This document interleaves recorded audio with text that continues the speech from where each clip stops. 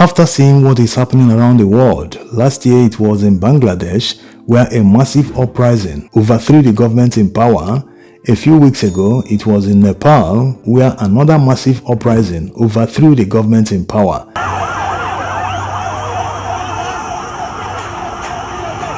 And now it is the turn of Madagascar. They've been protesting the past few weeks, and it seems they have reached the point of no return. Their soldiers have joined in the protests.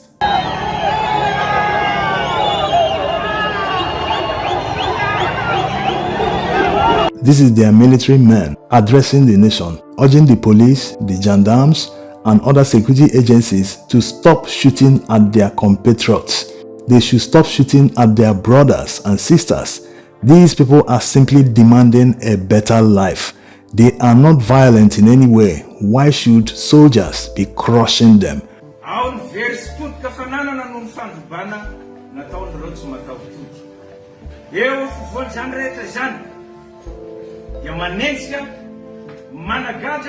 Real soldiers everywhere are obligated not to obey illegal orders.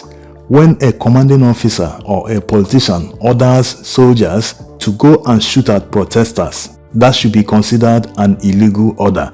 Therefore, real soldiers should never obey them. Yes, it happens everywhere. As you can see in Madagascar, the soldiers have joined the protesters instead of shooting at them. This is what Nigerian soldiers must emulate. Yes, why do they always attack protesters who are unarmed? These people are demanding for a better life for their people.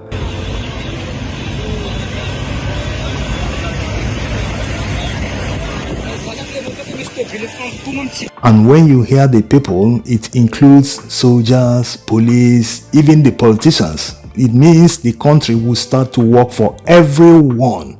So why do they always attack protesters in Nigeria? Now, to those who don't know what started this protest, you might not believe it. The people started to protest because of lack of water and electricity. There have been shortages of these services.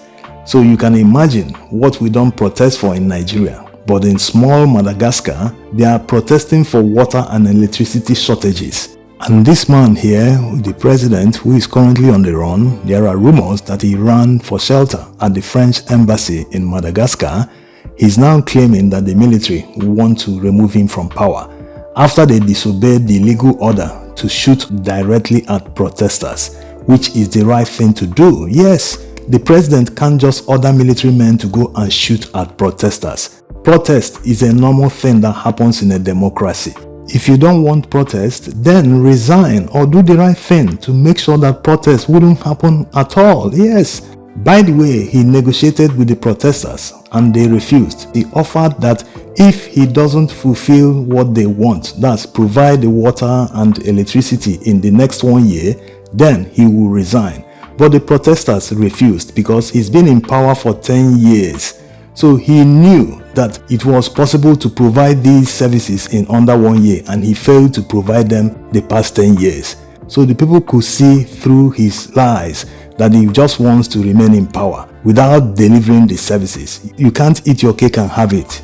You want to answer the president, but you don't want to do the job of the president. How is that possible? Meanwhile, Rajoelina, the president of Madagascar, who is currently on the run, came to power through a popular uprising in 2009. In that 2009 popular uprising, the military actually backed him against the then president. But the worst happened after he came to power. He became worse than his predecessor. This was why people started agitating against him. Services dropped, many things became worse. So it's not a surprise that the same thing he did to his predecessor is about to happen to him. He came to power through a popular uprising. Now, a popular uprising that the military backs is about to remove him from power, if not already happened, because news coming out from Madagascar says that the military is on the verge of seizing power because he's nowhere to be found. Now, compare the similarities between what happened in Madagascar and what happened in Nigeria. The APC, Tinubu and Muhammad Buhari came to power through virtually the same thing because they led a massive protest that shut down this country for several days to protest the petroleum subsidy removal. 10 years after, Petrol price has gone up more than 5 times, and the same people that campaigned against petrol subsidy removal already removed that petroleum subsidy. They've also plunged millions more Nigerians into poverty, as at the latest count, the World Bank said that 139 million Nigerians are now living in absolute poverty. Despite the massive poverty they've created, they've passed a new tax law that will take effect from January 2026. And we're going to talk about the GDP that has declined by more than 60%. Many multinationals already left Nigeria's market.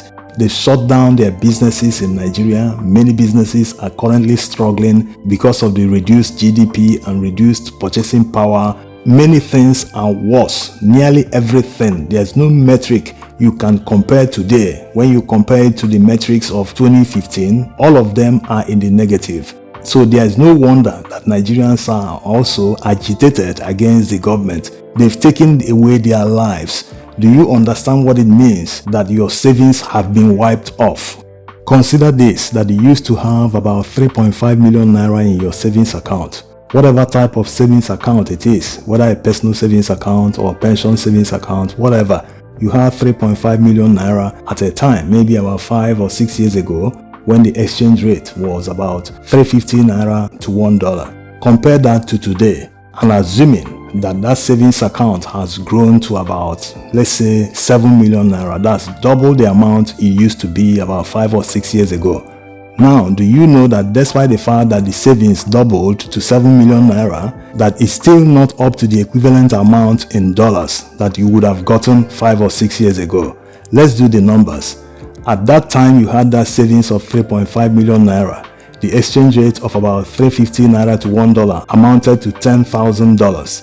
Today, the exchange rate is 1,500 naira to $1, and you have 7 million naira in your account. That 7 million naira is not even up to $10,000. Can you imagine? Double the amount you used to have.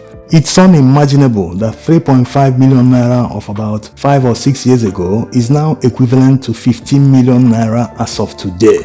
There is no country where this will happen that there will not be a massive uprising. That is the reality. How can 7 million naira that should have exchanged for about $20,000 a few years ago is now worth only $4,600? It does not make any sense. When Nigerians say that their savings have been wiped off, this is what it means. Many workers continue to save into their pensions so as to build a home when they retire. What is going to happen to all these retirees now, when they've lost nearly more than 60% of the value of their savings? It has never made any sense.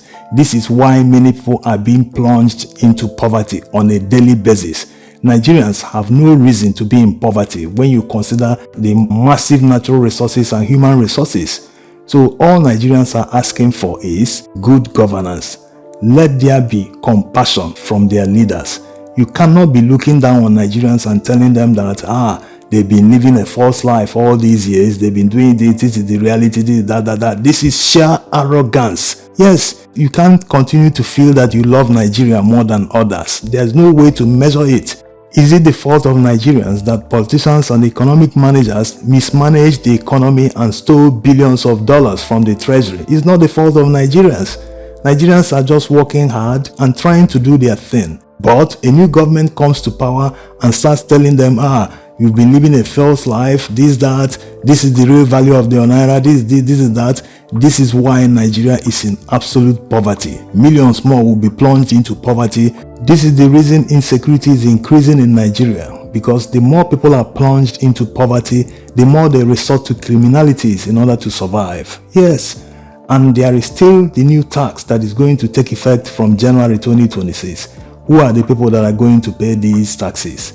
When many multinationals already left the Nigerian market, they are the ones that used to provide jobs for thousands of Nigerians. These workers also used to pay taxes. Today they are no longer in jobs, they are unemployed.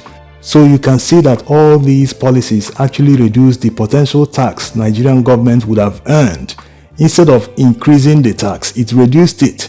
Now they want to tax the remaining rich people, thereby reducing the size of the economy. We are supposed to be more than 200 million people in population. But in reality, our market now is about 50 or 40 million people.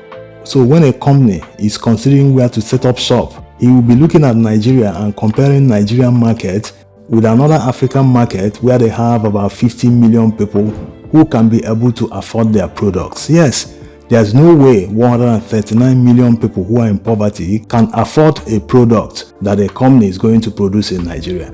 These are the realities. Forget about their narrative. They're always trying to tell you that the economy is growing, it's stabilizing, it's that, it's this. No.